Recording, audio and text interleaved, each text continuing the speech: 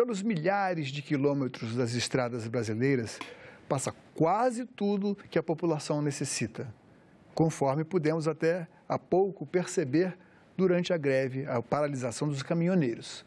Mas é nessas estradas que acontece algo também muito negativo de que não podemos de forma alguma nos orgulhar: a exploração sexual de crianças e adolescentes. E é para falar sobre esse tema que estamos recebendo aqui o policial rodoviário federal Igor de Carvalho Ramos, presidente da Comissão Nacional de Direitos Humanos da Polícia Rodoviária Federal. Seja bem-vindo, Igor. Boa tarde, Paulo. Tudo bem? Bom, estamos acabando de receber a edição, na verdade, em maio, 14 de maio, foi publicado a edição 17, 18 do Mapear, Perfeito. Que é uma publicação, uma parceria da Polícia Rodoviária Federal com Childhood Brasil, uma instituição que, como se pode depender do nome, marca posição em defesa dos direitos das crianças e adolescentes. Eu queria que você falasse o que este mapa traz de novo em relação ao anterior. Ele é publicado de 2 em 2 anos, né? Perfeito, Paulo. Na verdade, o Mapear é um projeto que ele gerencia risco nas rodovias federais. A gente não mapeia pontos de efetiva exploração sexual de crianças e adolescentes. A gente levanta pontos que têm determinadas características que podem elevar ou diminuir a criticidade que pode levar ao ESCA. Esse mapa foi publicado a primeira vez em 2004, a primeira edição, né? Perfeito, 2004. Nós temos hoje, estamos publicando agora o nosso 7º mapeamento. 2004, 2005 e, enfim, 2010, Perfeito. 2011... Só 2011, 2012, né? Perfeito. Só no ano 15 e 16 que houve uma pequena parada devido aos grandes eventos, onde a PRF e outras instituições de segurança pública teve que movimentar muito o seu efetivo e, devido a isso, ficou prejudicada a metodologia do mapeamento. Mas agora, para o ano 2017 e 2018, nós voltamos com força total. Bom, você tem conhecimento de estradas brasileiras das diversas regiões. E eu queria que você contasse um pouco da sua experiência pessoal e se já presenciou esse tipo de evento negativo e como você se sentiu quando você viu isso. Você que é um jovem da polícia, quer dizer, é aquele que é encarregado de fazer cumprir a lei. Pois é, Paulo, apesar de hoje estar na atividade meio da Polícia Rodoviária Federal, na Comissão Nacional de Direitos Humanos, trabalhei muito tempo na atividade fim e ainda participo de algumas operações voltadas de enfrentamento aos crimes contra os direitos humanos. E, sem dúvida nenhuma, a exploração sexual de crianças e adolescentes estaria no top 3 como dos piores crimes, porque você lida com vulnerabilidade, com desenvolvimento de crianças e adolescentes, e você chega a ver exemplos que são doídos, que você leva durante a sua carreira, você vai levar para o resto da vida, como crianças de 10 anos fazendo programas por prato de comida, adolescentes aprisionados, para realizarem atos sexuais, enfim, são cenários que eu poderia citar vários aqui e que seriam cada vez mais doídos. Bom, a gente tem alguns dados para mostrar aqui com relação à ocorrência dos locais vulneráveis, né?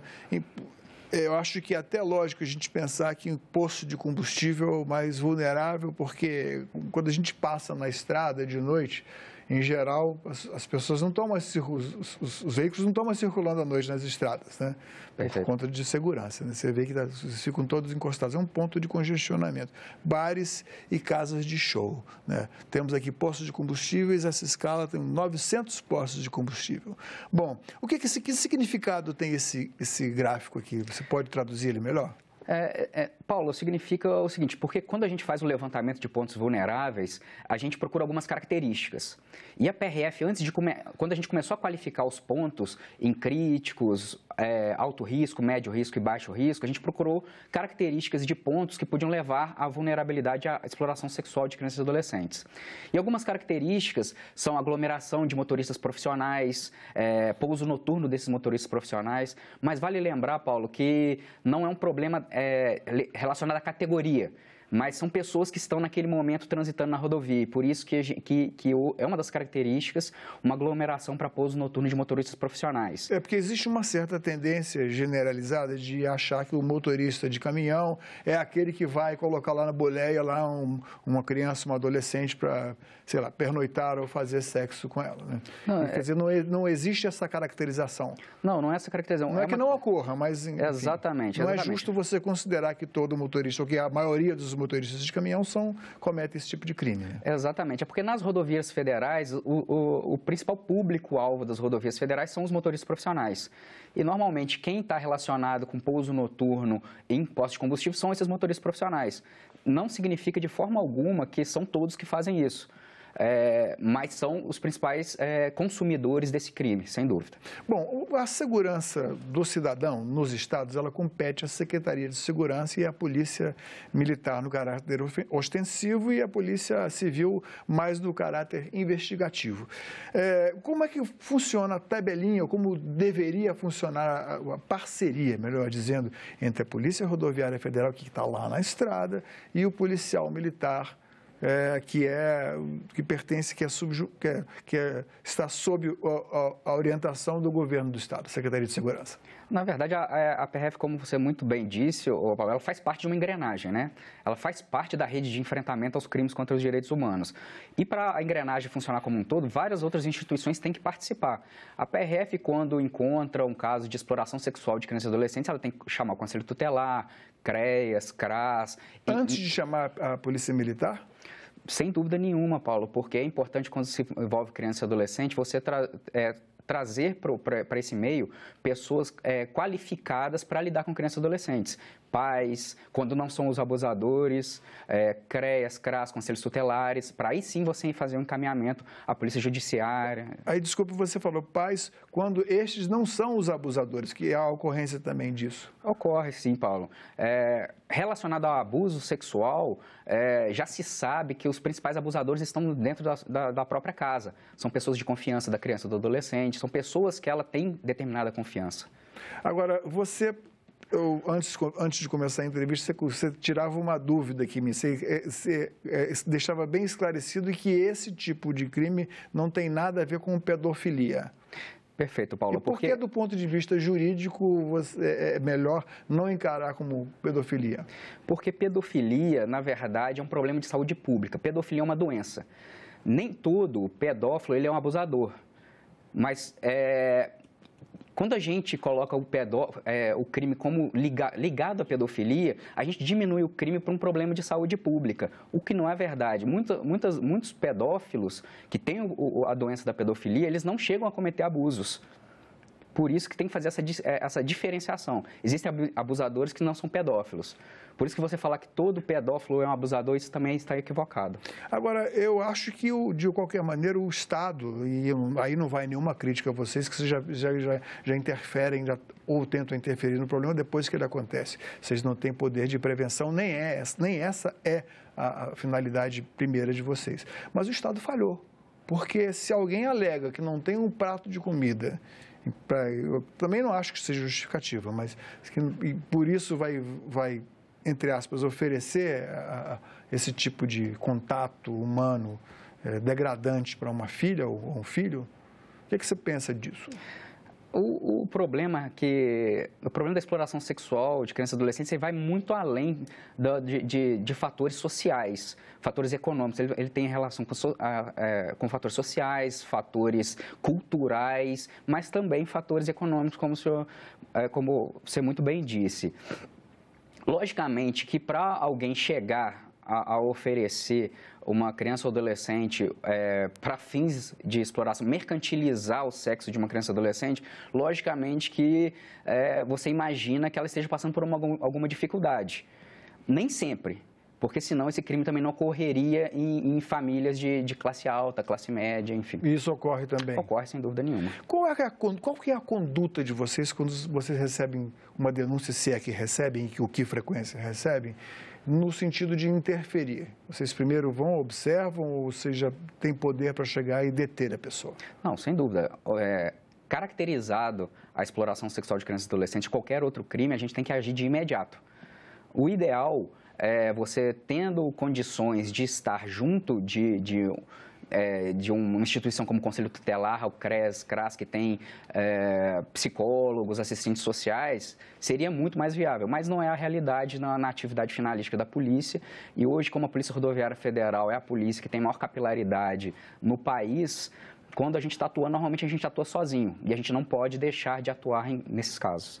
Qual a relação desse tipo de crime, da exploração sexual de crianças e adolescentes com tráfico de drogas? Existe alguma relação nisso aí? Existe sim, Paulo. Inclusive, uma das características que fazem aumentar a criticidade de um ponto é se um ponto, nos últimos 24 meses, se naquele ponto houve tráfico de drogas, se está havendo tráfico de drogas, porque muitas dessas crianças e adolescentes são utilizadas também como os famosos chamados aviãozinhos com drogas, porque existe também hoje, dentro de alguns motoristas profissionais, dentro de alguns grupos de motoristas profissionais se utilizam de drogas também para se manter acordado, para poder dirigir mais tempo ou por maiores distâncias. Nesse sentido, você acha que pode ser efetivo ou já está sendo efetiva aquela medida que prevê que os motoristas profissionais devem se submeter a testes antidrogas, para detecção, melhor dizendo, quanto da renovação da Carteira Nacional da Habilitação? Eu acho tratar de drogas, da política sobre drogas do país, ele vai um pouco além dessa cultura de se fazer o exame. Mas, sem dúvida nenhuma... Me explica melhor isso, porque eu acho que, porque, em princípio, essa medida foi uma medida positiva. Não, justamente, porque, na verdade, as drogas hoje também é uma causa de, além de ser crime, o tráfico de drogas, ainda ser crime o uso de drogas, existe também o problema de saúde pública relacionado a drogas. Por isso que eu disse que analisaria caso a caso. Mas, sem dúvida, é importante, sim, esse exame para esses motoristas poderem entrar em empresas e poderem realizar... Eu acho que nós temos outros gráficos ainda para mostrar aqui. Eu queria que você fizesse uma análise desses gráficos aqui. Eu acho que são com relação à ocorrência desse tipo de atividade nos... Bom, aqui nós temos um gráfico da redução de pontos críticos. O que você chama de ponto crítico?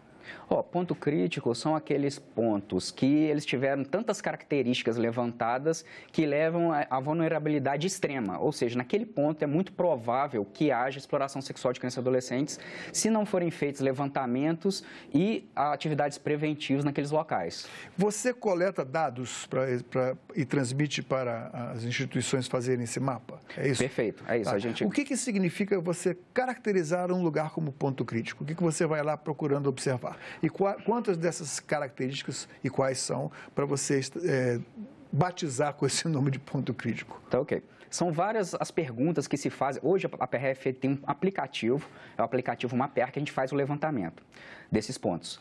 E nesse aplicativo existem várias perguntas, são ao todo 10 hoje. Um aplicativo restrito à Polícia Rodoviária Federal. A ideia era, inclusive, passar para o cidadão, mas hoje, ainda como são informações muito sensíveis, ainda tem que ficar restrito à Polícia Rodoviária Federal. Porque também pode haver uma espécie de hackeamento aí. Exatamente.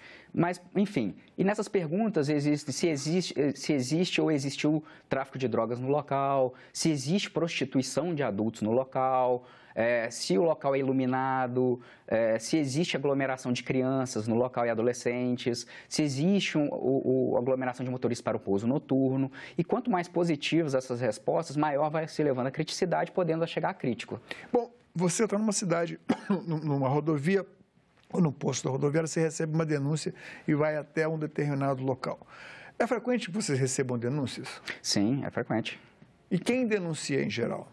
São os próprios usuários das rodovias que, quando visualizam crianças e adolescentes em locais ermos, até na ronda ordinária da Polícia Rodoviária Federal, você verifica crianças e adolescentes caminhando pela rodovia ou em algum ponto onde você verifica que talvez não seja adequado ela estar naquele local. Bom, esses pontos críticos que a gente vê aí na ordem numérica decrescente, em 2009 e 2010 eram 924 e foram progressivamente baixando até 2017 e 2018. Sendo que você esclareceu por que o biênio 15 e 16 está fora, porque não houve condições operacionais. A que você atribui essa redução? São vários fatores. Pode ter sido também uma redução do pessoal que registrava os números, aí no caso, não? Na verdade, o que aconteceu? Desde 2004, a PRF, quando o governo da época ele resolveu priorizar o enfrentamento à exploração sexual de crianças e adolescentes, e a PRF criou o projeto Mapear, a PRF sempre tem feito muitas campanhas preventivas e repressivas ao longo desses anos. E essa queda é muito pelo esse trabalho de enfrentamento que a PRF tem feito. Logicamente, que não significa que esses pontos acabaram, mas tem ocorrido muita migração desses pontos para áreas fora da circunscrição da Polícia Rodoviária Federal. Bom, em termos regionais, a gente não tem um mapa aqui, mas mais ou menos o que você teria a dizer? Onde ocorre mais? Hoje, pelo nosso atual levantamento, a região que registrou o maior número de pontos vulneráveis e não de pontos críticos foi o Nordeste. Mas é um crime que ocorre de forma geral pelo país. Vamos fazer de novo a diferença entre pontos vulneráveis e pontos críticos. Perfeito. Na verdade, pontos vulneráveis, os pontos vulneráveis eles são caracterizados de ponto de baixo risco, médio risco, alto risco e críticos. O que acontece? O número de pontos vulneráveis ao longo dos anos ele tende até a aumentar. Por quê? Porque existe o aumento populacional, existe o aumento da frota de veículos no país, devido ao aumento da frota de veículos no país, existe o aumento de comércios à beira das rodovias. A grande questão é a gente manter todos os pontos de baixo risco. Quando ele está crítico, então ou de alto risco, a gente tem um problema. E a gente tem que enfrentar esses problemas. Aí, quando existe um ponto crítico, normalmente a PRF ela faz campanhas preventivas, que são capitaneadas pelas comissões de direitos humanos da PRF nos estados, ou repressivamente, que é capitaneada pela Coordenação Geral de Operações da PRF. Uma das grandes discussões aqui do ano passado, desde o ano passado, é a questão da audiência de custódia. Que, evidentemente, você tem conhecimento do que é isso. A audiência de custódia significa que a pessoa que é detida, ela tem que ser apresentada num prazo, tem que ser ouvida para que continue detida, tem que ser ouvida por um juiz em no máximo 24 horas. Mas isso nem sempre, os críticos dessa audiência de custódia dizem que nem sempre isso é viável. Que comentário você faz a respeito disso? Numa questão dessas aqui, você constata que tem uma pessoa envolvida em comercialização de sexo de menor, de adolescente ou criança. Aí você tem poderes para deter essa pessoa, né? Perfeito, Paulo. Será que a gente encontra juiz em 24 horas com facilidade assim? Pois é, Paulo, o trabalho da PRF é justamente resgatar essas crianças e adolescentes e encaminhar da forma mais célere possível, tanto essa criança e adolescente quanto o abusador ou o criminoso. Esse é o trabalho da Polícia Rodoviária Federal. Você foi bem cauteloso na sua resposta, mas eu queria saber o seguinte, se você já aconteceu de você, não tendo esse juiz, você ter que liberar a pessoa mesmo sabendo que chegou um advogado, vai lá e... Não, Paulo, a PRF nunca, a instituição de segurança pública, como a PRF, que é uma polícia ostensiva, ela nunca libera o abusador ou o criminoso. A gente sempre faz encaminhamentos. Nem que a gente tenha que ficar o tempo necessário para achar quem encaminhar. Muitos dos motoristas e desses que são acusados de abuso sexual de crianças e adolescentes vão dizer, mas a menina estava vestida assim com um vestido curto, estava toda pintada com uma mulher. Isso é um argumento frequente, né? Quando se chega para julgar, quando as pessoas vão lá para o julgamento diante do juiz. Então, que comentário você faz? Paulo, eu acho muito a gente culpabilizar a vítima, né? Você não pode culpabilizar alguém pela roupa que ela veste, né? Na verdade, a gente tem que deixar muito claro quem é o criminoso. O criminoso é quem abusa, quem explora sexualmente crianças e adolescentes, independentemente da roupa que ela esteja utilizando. Enfim, agora, você já trabalhou em diversas regiões do país, né? Agora que você não está exatamente lá na ponta, na atividade fim, né? Mas o que poderia mudar nas leis, no Estatuto da Criança e do Adolescente e na lei, de uma forma geral, no Código Penal? Que pensamento você tem a respeito disso? O que você acha que deveria ser? Porque, na verdade, o que acontece? Quando a lei... as pessoas dizem, as leis boas existem, o que falta é colocá-las, é aplicá-las. O que acaba refletindo em cima da polícia de uma certa forma também, ou dos advogados. Eu acho, Paulo, assim, que eu chego a concordar com isso, que nós temos boas leis, o que falta realmente é a gente efetivá-las, e muito disso passa pelo fortalecimento das instituições, da rede de enfrentamento a esses crimes. Fortalecer os conselhos tutelares, as polícias, seja Polícia Militar, Polícia Civil, Rodoviária Federal, Polícia Federal, CREAS, CRAS, multiplicar as polícias especializadas, enfim. Eu acho que é mais um trabalho de fortalecimento das instituições para que a gente possa efetivar realmente as leis que a gente possui.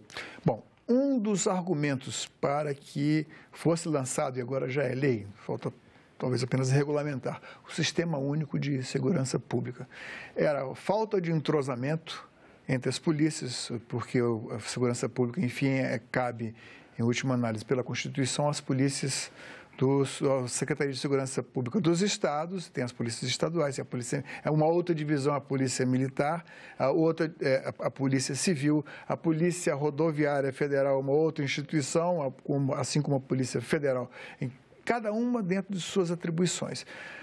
E o Sistema Único de Segurança Pública está ainda em estágio embrionário, mas prevê que haja um intercâmbio obrigatório, o compartilhamento de informações, inclusive com um registro único. Há diferenças entre o registro, a papelada que vocês preenchem e as polícias militares, as polícias civis? Sim, existe diferença sim. Isso não podia melhorar? Sem dúvida, Paulo, sem dúvida. Eu acho que a troca de informações efetiva entre as instituições, além de acelerar o processo de encaminhamentos também, a gente evita as revitimizações daquelas pessoas que estão passando por processos de exploração sexual de crianças e adolescentes. Ou seja, evita que a criança ou adolescente volte a ser vítima do mesmo crime, né? Também evita, porque quando você tem a informação que chega em outras instituições de forma mais rápida, você sabe com que você está lidando, às vezes, pelo que aquela criança ou adolescente já passou. Enfim, às vezes, uma instituição, quando as instituições não trocam informações, às vezes a gente pega uma situação que a gente não acha que está pegando pela primeira vez, mas algo que já ocorreu em outras esferas ou em outras instituições. Enfim. Vou inverter a pergunta aqui. Você está, por exemplo, lá em Humaitá, entre a beira da BR-319, entre Porto Velho e Manaus. Aí você vai acessar o seu computador.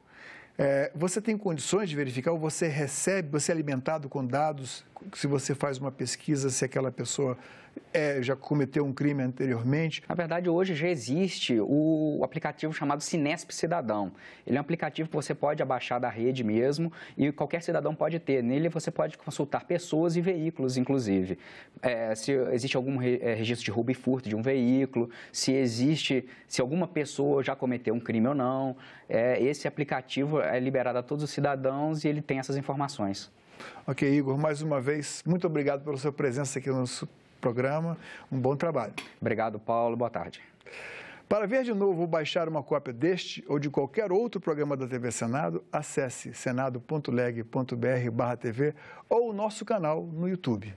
Mande suas críticas e sugestões pelo telefone do Alô Senado, de graça, 0800 61 2211. Obrigado pela atenção e até o próximo Cidadania.